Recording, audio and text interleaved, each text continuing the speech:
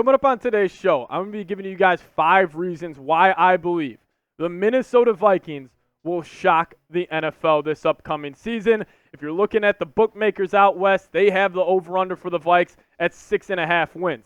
If you look at any NFL media member that is doing predictions for the NFC North this upcoming season, the Vikings are in dead last, and I just think it's blasphemy. So coming up just in a second, I got 5 reasons why the Vikes will shock the NFL this season. But before we dive into it, my man Trace. Let's go! We just want to get the SKOL chant going in the chat before we get it. Let's go, Trace. SKOL! SKOL! SKOL! SKOL! SKOL! SKOL! SKOL! Let's go! Get the SKOLs going in the chat, and also everybody, take a sip of the purple Kool-Aid. I'm going to be extremely optimistic on this video. So if you're a little negative Nancy and you aren't positive about your Minnesota Vikings, I'd probably encourage you to just click off of today's video. But if you want to get positive, this is the place to be. Give me your SKOLs down in the chat. So number 1, reason to believe in the Minnesota Vikings.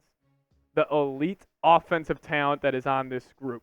And I want to show this graphic, and you may be saying to yourself, offensive weapons, and you have an offensive tackle on here? Yeah, 100%. Jim Harbaugh had an awesome quote when he was saying that he views offensive linemen as weapons. Well, you got one of the best young tackles in the NFL in Christian Darrisaw. Also, I'm not even showing Brian O'Neill on this graphic. He is a solid right tackle, as we all know. But T.J. Hockenson, top 5 tight end.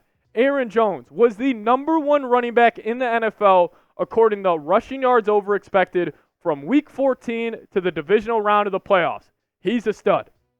Jordan Addison went over 900 yards, 10 touchdowns in year 1 with guys like Josh Dobbs, Nick Mullins, and Jaron Hall throwing him the football. I expect him to take that next step. And we'll touch a little bit more on Justin Jefferson at the very end of today's show because I feel like people are forgetting who this man is just exactly. But my take around the Vikings' offensive support system. There is no doubt that this is one of the best support systems in the NFL. And the Vikings' offense this year will come down to the quarterback play. It will come down to whether it's Sam Darnold or J.J. McCarthy, if they will be able to take full advantage of what they have here. Because you think about wide receiver, I give it an A+. Tight end, with T.J. Hockenson, Josh Oliver, Robert Tonyan, I'd probably give that an A+.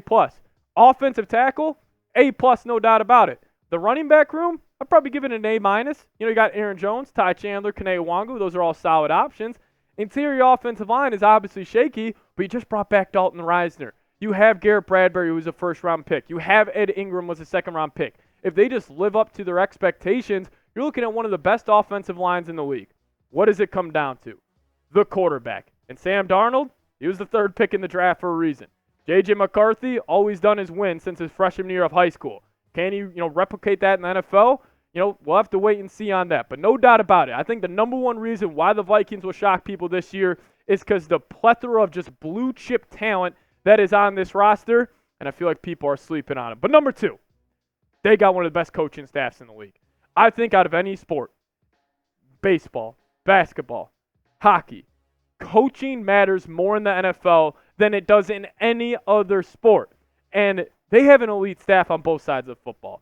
You got Kevin O'Connell, who people call him the tall Sean McVay. And, maybe that's a little, zealous, and maybe that's not, truly, maybe that's unfair to Kevin O'Connell. But he's a great offensive mind in my opinion. Does he get too cute? Yes. But I still think he is a top 5, play caller in the NFL. Then you got Brian Flores. I thought he had a chance to get a head coaching job this offseason. But he is one of the smartest defensive minds in the league. And then you just got the other guys. You got like the Wes Phillips as your offensive coordinator, Josh McCown as your quarterback coach. Like truly, I believe that the Vikings have a top 5 coaching staff in the entire NFL. And I don't think this is a hot take at all. And, maybe some people who aren't Vikings fans will completely laugh at this and say I am just being a homer and I'm being way too optimistic. I do not think it's outrageous to say the Vikings will have a top 10 offense and top 10 defense this year. You look at the talent on that defensive side of the football. The edge rusher department, stacked. Linebackers, Blake Cashman, Ivan Pace, stacked. Safety room, Harrison Smith, Cam Bynum, Josh Metellus, the Swiss Army knife. Absolutely stacked. We already talked about what they have offensively. You have the personnel and the coaching staff to go be great this season, and I don't think it's a hot take at all to say they're going to be top 10 in offense and defense this year. But let's focus in a little bit more on defense here for number 3. I think the defensive personnel fits with what Brian Flores wants to do perfectly. You could take our first-round pick, Dallas Turner, for an example. He is an elite edge rusher. The Vikings had a need at edge, no doubt about it. But what did Dallas Turner do better than any other edge in the class? Drop back into coverage. And when you draft a guy like Dallas Turner, I truly do believe this was not only the Vikings saying, oh, this guy's going to be one of the top defensive players in this year's class, but also he is a perfect scheme fit for what Brian Flores loves to do. That is line up 6-7 guys on that line of scrimmage, and you got to pick and choose as a quarterback who's coming. Dallas Turner fits right into that. And then also free agency. These were the most underrated moves, I think, in the entire NFL. Jonathan Greenard, young, up and coming, hungry edge rusher. He had 12 sacks last year in 14 games. Andrew Van Ginkel, according to PFF, he was the second highest rated edge rusher in all of football. And what's the number one word you could use to describe Van Ginkel? Versatile. That's what Brian Flores loves. Blake Cashman grew up in Minnesota, played his college ball with the Minnesota Golden Gophers. He's a stud. And then you added a sneaky addition like Shaq Griffin. And I think the cornerback room for the Minnesota Vikings is the biggest kind of wild card and X factor for this group. If Byron Murphy could truly take that step and be a cornerback 1, as he is still young, as he is 26 years old, if he finally takes that next step and becomes a true cornerback 1, you start looking at the whole group and you're like, oh, Mekhi Blackman, maybe he, takes that next step. Shaq Griffin, he was fantastic before he got to Jacksonville, and then he went to Carolina, and, it was a little dicey. And then at Caleb Evans, as he takes that next step, and you also got a guy like Kyrie Jackson, who I love, who they got in the 4th round. You're looking at this cornerback group a whole lot differently. And I expect the Vikings defense to take another step and another jump with another year under Brian Flores. Look at how far they came.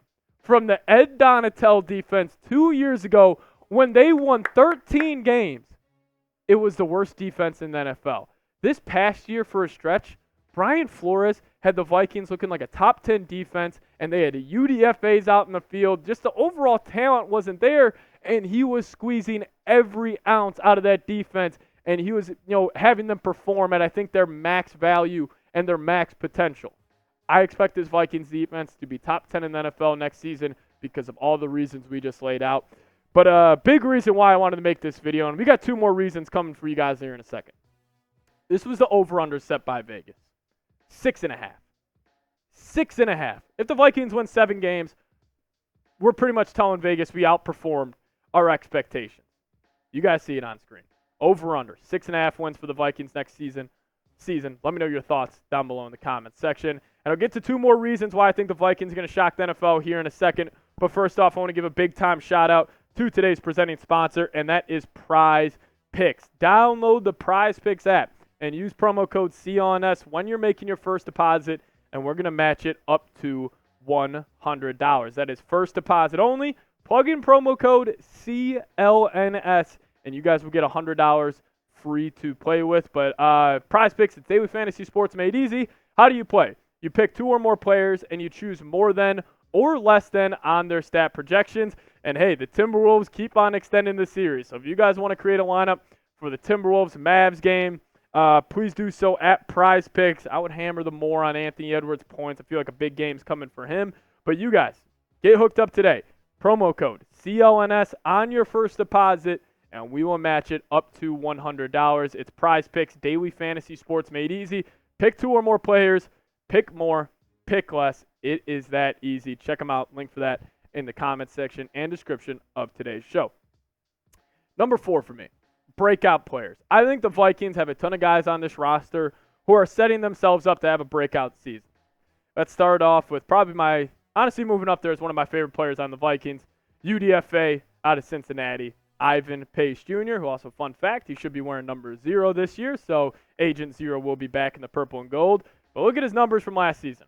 102 tackles, 2.5 sacks, 2 TFLs, a forced fumble, and a fumble recovery. If you guys remember that Raiders game when the Vikings won 3-0, it was scoreless throughout the whole game. He had the game-sealing interception, and he just absolutely dominated that game. You know, he went undrafted because of his size. Well, I think he proved that narrative wrong, that he's just a good football player, even coming in at 5'10". So I think he is one guy. If I had to call who is going to break out this year for the Vikings and potentially be a Pro Bowler, I'll put my money on Agent Zero, Ivan Pace Jr.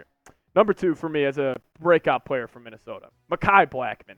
I thought he was fantastic last season. You know, he did have some hills and valleys to his year. You know, he would look great one game, then he would really struggle the next. But, you know, just in year 2, he's a great scheme fit with what Brian Flores loves to do. Great in press man, great outside corner. You know, I would always prefer bigger corners, but he is still 5'11", 178 pounds, had a really good year last year. He's another guy that I could see taking that next step. And, you know, maybe this is wishful thinking for this next one. Ed Ingram. If I had to pick one guy to automatically become a Pro Bowler on this roster, it would be Ed Ingram. Because then could you imagine the offensive line? There would be no issues. I mean, you would have Bradbury, solid. Reisner, solid. 2 great tackles. Amazing. And then if Ed Ingram takes that step and he looks like a Pro Bowl caliber guard, which we expected when we drafted him out of LSU, keep your eyes on him. I mean, it's only going to be year 3. And maybe there's a little bit of me. I've done this. I've already kind of started to write him off. I don't know. Keep your eyes on Ingram this next season. And then also my final breakout guy for the Vikes, Jordan Addison. Yeah, I was just talking to a couple of my friends, and we were just kind of listing, top receivers in the National Football League, and not one time was Jordan Addison mentioned. And I'm not saying he's a top 10 receiver just yet, but what he did last season with the quarterback play in Minnesota was special. I mean, I just think about those 2 big-time touchdowns he had against the Eagles. He had against the Niners, where he just burned the opposing team's DBs on post routes and had long touchdowns. Still, 911 yards, 10 touchdowns with Jaron Hall, Nick Mullins, and Josh frickin' Dobbs throwing the football. Watch out for the man out of USC that have a big year next season. Let's close it out with this. Why to believe in the Minnesota Vikings? Number 18. And, I think it's time to remind people about how good Justin Jefferson truly is and just how impactful he is on the game of football, because I feel like when we just think of wide receiver, we don't think they'll obviously have the same impact as a quarterback, and, that is true. But in terms of a player that is a non-quarterback who has the most impact on the game, I think Justin Jefferson is on a short list. If you remember, the Vikings, when they won 13 games a couple years ago, a lot of those were one-score games, man. And a lot of it came on the back of number 18 late in those fourth quarters, just making big-time plays. You guys see the yards per game on your screen, 98.3. That's the most in NFL history by 5 yards. It's incredible what he's done. And also, Kwesi, if you're watching this, I'd probably extend him. But there's no doubt. It is time to remind people about who Justin Jefferson is. And, my take on him, I think he's the best non-quarterback in the NFL. You could go edge rusher. You could go a guy like T.J. Watt, Micah Parsons and all of these guys. But I don't think any of them truly impact the game as much as 18 does. And he's a big reason why I believe that the Vikings offense is going to be as good as it is. Because what makes a quarterback's life that much easier is when you have a guy like him and you could throw him the football. I don't know. I just think Justin Jefferson, I think he's honestly getting slept on and honestly disrespected. And I think it reflects in just how people are talking about the Minnesota Vikings. Let's close out today's show, showing 18, showing Justin Jefferson some love. If you just want to freaking send a message to Kwesi and tell him to extend the best wide receiver in the league, type those 18s down below in the comments section. And also, if you guys do want to give me a follow on Twitter, that's the handle right there, @PatSeeps. I would really appreciate it. Maybe you guys could yell at me and tell me I'm crazy and that the Vikings aren't going to be as good as they are. But, hey, if you're going to do so, do it on Twitter, and I'll give you a follow back. But thank you guys so much for watching today's show. As always, SKOL Vikes.